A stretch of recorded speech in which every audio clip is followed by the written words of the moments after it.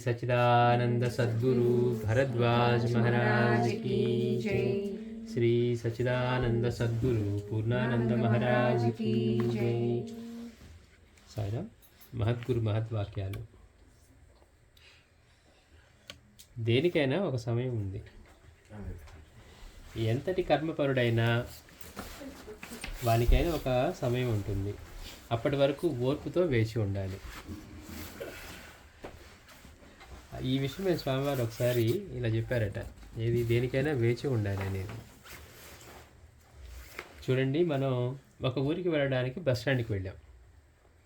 మనం వెళ్ళేంత మాత్రాన మనకు అవసరమైన బస్సు అక్కడ ఉండాలని లేదు. మనం ఒక ఊరికి వెళ్దామని బస్ స్టాండ్కి వెళ్ళాం. మనం వెళ్ళేంత మాత్రాన మనకు అవసరమైన బస్సు అక్కడ ఉండాలని లేదు. ఒకవేళ ఉంటే అందులో మనం ఎక్కవచ్చు, లేదా బస్సు వచ్చేంత వరకు వేచి ఉండవలసిందే. ఆ బస్సు అక్కడ రావడానికి ఒక సమయం ఉంది. అలా సమయానికి వచ్చిన బస్సు ఎక్కి మనం ప్రయాణం సాగించాలి. కానీ అంతకుముందే ఆందోళన చెంది అయ్యో బస్సు ఎప్పుడు వస్తుంది అని అనుకుంటూ అటు ఇటు తిరిగే పని లేదు. మనకి అన్నీ వెంటనే కావాలి కదా. స్విచ్ చేయగానే ఏదో ఫ్యాన్ తిరిగినట్టు, లైట్ అయినట్టు ప్రతి ఒక్కటి. చిన్నపిల్లలు పుట్టగానే వాడు ఇంజనీర్ అయిపోవాలి, లేదా అమెరికా వెళ్ళిపోవాలి, డాలర్ సంపాదించాలి, లేదా పుట్టినరోజు నుంచే రైమ్స్ చెప్పాలి. అసలు మనది ప్రతి ఒక్కటి కూడా సూపర్ ఫాస్ట్. అందుకని స్వామివారు చెప్తున్నారు, ఎప్పుడు కూడా ప్రతిదానికి ఒక సమయం ఉంటుంది. అందుకని మనం ఒక ఊరికి వెళ్ళడానికి బస్ స్టాండ్కి వెళ్ళాం. మనం వెళ్ళేంత మాత్రాన బస్సు అక్కడ ఉండాలని లేదు. కాబట్టి ఒకవేళ ఉంటే మనం అందులో ఎక్కవచ్చు, లేదా బస్సు వచ్చేంత వరకు వేచి ఉండవలసిందే. మనం వెళ్ళినప్పుడు లక్కీగా ఉందనుకోండి ఎక్కుతాం, లేకపోతే వేచి ఉండాలి. అంతేగాని బస్సు ఎప్పుడు వస్తుంది, నేను ఇంకా ఎక్కలేదు, ముందు వచ్చిన వెళ్ళిపోయారు అంటూ ఉన్నాం అనుకోండి. ఇంకా నా బస్సు రావడానికి ఒక సమయం ఉంది. అలా సమయానికి వచ్చిన ఆ బస్సు ఎక్కి మనం ప్రయాణం సాగించాలి. కానీ అంతకుముందే ఆందోళన చెంది అయ్యో బస్సు ఎప్పుడు వస్తుంది అని అనుకుంటూ అటు ఇటు తిరిగే పని లేదు. దేనికైనా ఒక సమయం ఉంది, అంతవరకు ఓర్పుతో వేచి ఉండవలసిందే అని బోధించారు. ఏమోనండి, ఎంతో కాలంగా నేను పారాయణ చేస్తున్నాను, ఇంకా అనుభవాలు రాలేదు. ఆయన చెప్పినట్టు చేయకపోయినా కానీ మనం పెట్టే కొంచెం ఎఫర్ట్ని మనం ఎప్పుడు అనుకుంటూ ఉంటాం. దానికి కూడా గురువు ఎప్పుడు అనుగ్రహించాలి? ఇప్పటి వరకు మనం గురువుని మెప్పించగలిగామా లేదా? ఆయన చెప్పినట్లుగా నడుచుకోగలిగామా లేదా?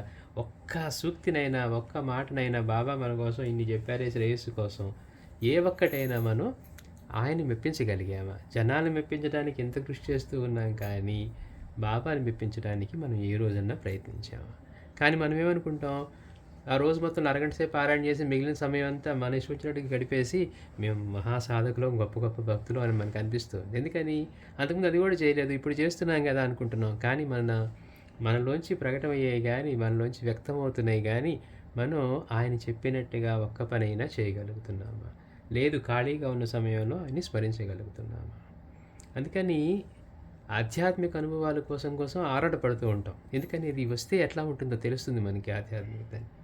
కానీ అందుకోసమైనా సరే గురువు అనుగ్రహం పొందడానికి వేచి ఉండవలసిందే. గురువు చెప్పింది చేస్తూ మనం వేచి ఉండాల్సిందే. సద్గురు స్వామీజీ అంటున్నారు, గురువు యొక్క అనుగ్రహం పొందవలసిందే. సర్వశ్రేష్టమైన గురుకృపను, గురువు యొక్క అనుగ్రహాన్ని భక్తులు పొందవలసిందే, కానీ దానిని ఎవరు కొనలేరు. ఏదో షార్ట్ కట్లు ఉంటాయి, మనకేదో ప్రీమియం ప్రాసెసింగ్ లాగా ఇక్కడ కూడా గురువు అనుగ్రహం కూడా ప్రీమియం ప్రాసెసింగ్ ఉంటుందేమో, ఏమైనా ఎక్కువ చెల్లిస్తే వస్తుందేమో, డొనేషన్లు ఇస్తే వస్తుందేమో, ఆశ్రమానికి ఇస్తే, అట్లాంటి పైసాకి పనికిరావు. మనం ఇచ్చేందుకు ఎవరు? అన్నీ ఇచ్చేది భగవంతుడు. ఆయన తలుచుకుంటే ఎలాంటి వాడినైనా మహారాజుని చేయగలడు.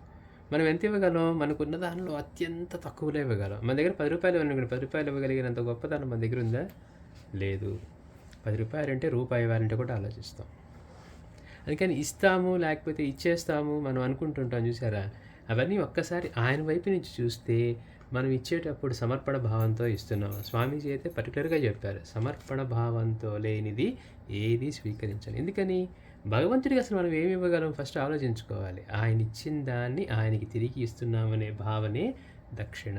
ఎందుకని? మాస్టర్ గారు అంటారు, భగవంతుడు మనం ప్రీతితో జీవితం అంతా ఏం చేస్తున్నాం అంటే సంపాదన కోసమే ఉపయోగిస్తున్నాం. సమయం అంతా, మనకి ఇచ్చిన జీవితం అంతా అంత ప్రీతిపాత్రమైంది తిరిగి ఆయనకి చెల్లించడంలో స్వామి నేను కేవలం దీనికోసమే బతుకుతున్నాను, ఎట్లాగో సంపాదించుకున్నాను, కానీ నీవు ఇచ్చిన తిరిగి నీకు ఇస్తున్నాననే కృతజ్ఞతా భావంతో ఉండాలి దక్షిణ అన్నారు. ఇది చేస్తే అది అవుతుందేమో, ఇది చేస్తే అదే అవుతుందేమో అంటే ట్రాన్సాక్షన్గా మనం బార్టర్ సిస్టమ్. స్వామి నీకేదో నువ్వు తక్కువలో ఉన్నావు, నీకు ఇది ఇస్తావు, మాకు అది చేయి అన్నట్టుగా. అంటే 99% మనకు అవగాహన లేనప్పుడు మనం చేసే భక్తిలో ఎక్కువ ఉండేది ట్రాన్సాక్షన్ బిజినెస్. వెళ్ళి అక్కడ పైకి వచ్చి మొక్కు ఏదో చెల్లించుకుంటాం, అది తీర్చు ఇది తీర్చు అని అంటూ ఉంటాం. అందుకని సద్గురువు యొక్క కృపని మనం పొందవలసిందే, దాన్ని ఎవరు కూడా కొనలేరు. గురుకృపను పొందాలంటే శిష్యుడు కానీ భక్తుడు కానీ వారిని భక్తి విశ్వాసాలతో మనసా వాచ కర్మణ సేవించి భజించాలి. ఇవాళ వెళ్ళిపోయాం, ఇవాళ మనకి పరిచయం అయ్యారు స్వామివారు, ఇంకేముంది రేపే అనుగ్రహం వచ్చేస్తుంది మనల్ని అంటే స్వామివారి దగ్గర ఉండి వారికి సేవ చేసి, లేకపోతే వారు చెప్పిన మాటని, మాస్టర్ ఏమన్నారు, గురువు మాట వినటము అంటే మనం ఆచరించడం అంటే ఆయన చెప్పిన మాటను ఆచరించటం, ఇలా ఉండు అంటే అలా ఉండగలగటం, అంతే తప్పించి మేము విగ్రహాన్ని ఆరాధన చేస్తామండి ఆయన చెప్పినట్టుగా మాత్రం ఏ ఉండనండి అన్నామనుకోండి.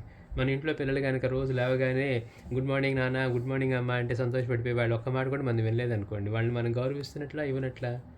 మనం చెప్పిన మాటని ఆచరిస్తే పిల్లల విషయంలో మనకు అర్థమవుతుంది, కానీ గురువు కానీ మనకి భగవంతుడి కానీ చెప్పిన విషయాల్లో మనం ఆచరించాం. రోజు కావాలంటే ఏదో దీపం పెడతాం, పూజ చేసేస్తాం. అందుకని ఆయన్ని పూజించడం అంటే మాస్టర్ ఒకటే మాట అంటారు, ఆయన్ని పూజించడం అంటే ఆయన మాటను పూజించటం. కృష్ణ భగవానుడు వెళ్ళి మీరు గోవర్ధనగిరిని పూజించండి అంటే వారు మాట మాట్లాడలేదట. ఎందుకని?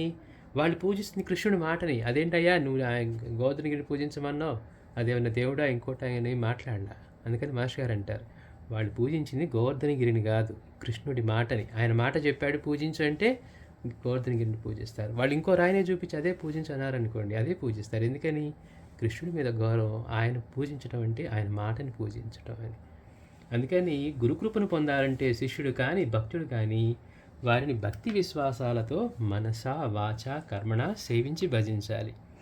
ఈ సిద్ధాంతాన్ని ఉత్తములైన వారు గ్రహిస్తుంటారు, కానీ మధ్యములకు అధములకు ఇందులో సరి అయిన అవగాహన ఉండదు. అందువలన అలాంటి వాళ్ళ కొరకు కొంతమంది గురువులు పురాణ ఇతిహాసాలను ఆధారంగా చేసుకొని వీటిని గురించి పరోక్షంగా బోధిస్తూ ఉంటారు. ఈ మధ్యకాలంలో అయితే శ్రీ షిరిడి సాయిబాబా వారు తాము తమ గురువుని ఎలా సేవించి ఆరాధించి వారి కృపకి ఎలా పాత్రులైనది వెల్లడిస్తూ, అంటే బాబా యొక్క గురుసేవ వృత్తాంతం చూస్తే కనుక మనకు ఆశ్చర్యం వేస్తుంది. మనకి నమ్మకం కలిగితే కానీ గురువుని పట్టుకోం, నేను అనుకున్నది జరిగితే కానీ గురువుని పట్టుకోం. కానీ బాబా దగ్గరికి వచ్చేసరికి ఏం చెప్పారు, ఆయన నుంచి కేవలం మంత్రోపదేశం ఏదన్నా ఆశించి 12 సంవత్సరాల పాటు మళ్ళీ ఇంట్లో వాకిలి గుర్తు లేకుండా, తల్లిదండ్రులు గుర్తు లేకుండా, ఆయన ముఖం మీద నుంచి దృష్టిని కూడా మరల్చుకోలేకుండా ఆయన సేవించారన్నారు. ఎముకలు కూడా నిలవజాని స్థితిలో, ఆహారం లభించకపోయినా వేపాకులో ఏవో తింటూ. అంటే ఎట్లా సేవించారు గురువుని? ఆయన మళ్ళీ 12 సంవత్సరాల తర్వాత అన్ని సేవలు చేస్తూ. ఎందుకు? ఆయన అంతర్ముఖంలోంచి బయటకు వచ్చి ఏమన్నా ఈయనకి బోధ చేసి ఈయన అనుగ్రహిస్తారేమో అని. అంటే అట్లా సేవించారు. మనం ఎట్లా సేవిస్తాం? బాబాయ్ ఇది అనుకున్నాను, ఇది కనుక చేస్తే నేను అది చేస్తానంటాం. అంటే మనం ముందు అనుభవాన్నో లేకపోతే ఒక మేలును ఆశించి అది తీరితేనే చేస్తాం. కానీ గురువుని ఎట్లా సేవించాలి అంటే బాబా స్వయంగా చూపించారు.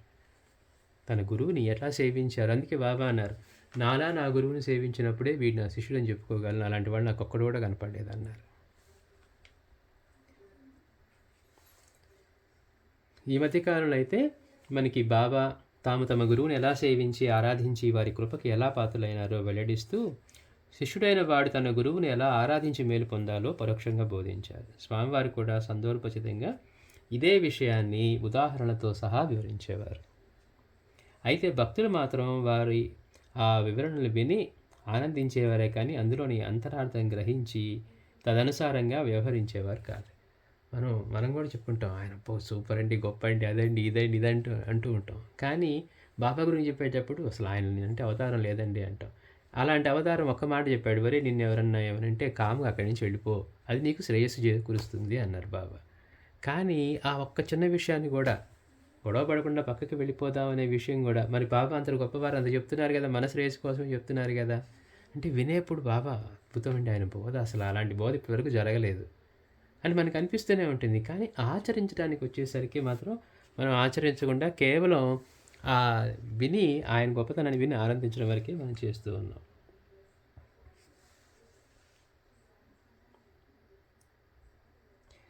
ఇది ఇలా కొనసాగడం గమనించి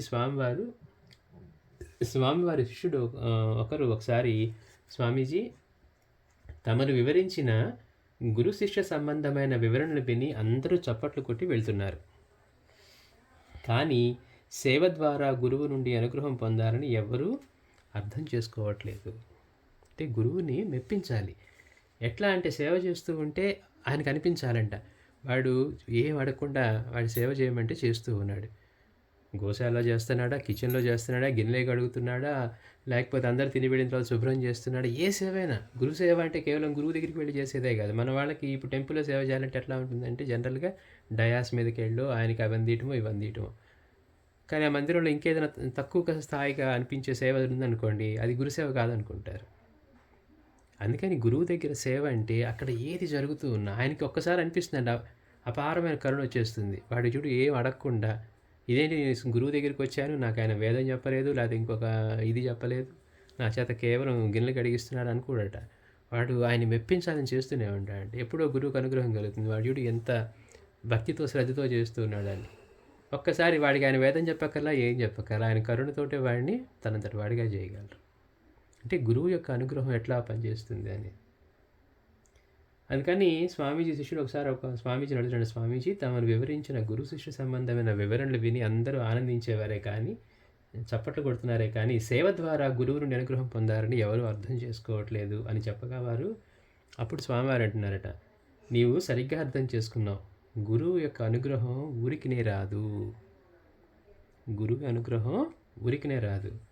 అది కొనేది కాదు, పొందవలసిందే. కానీ ఎంతమంది అందుకు అర్హులనేదే అసలైన ప్రశ్న అని గంభీరంగా అన్నారు. అంటే మనకి స్వామివారు అట్లాంటి పూర్ణమైన స్థితిలో ఉండి కూడా మళ్ళీ తన గురువుని గురించి స్మరించుకుంటే ప్రపంచంలో ఇంకేమీ లేతనట్టుగానే ఉండేవారు. కానీ ఎక్కువ మంది ఏం చేస్తున్నారు, అలాంటి వివరణలు విని ఆనందిస్తున్నారే కానీ వాళ్ళు పాటించి అట్లాంటి గురువు అనుగ్రహం పొందాలి అని దాన్ని అర్థం చేసుకునే వాళ్ళు లేరు అని స్వామివారు చెప్తున్నారు.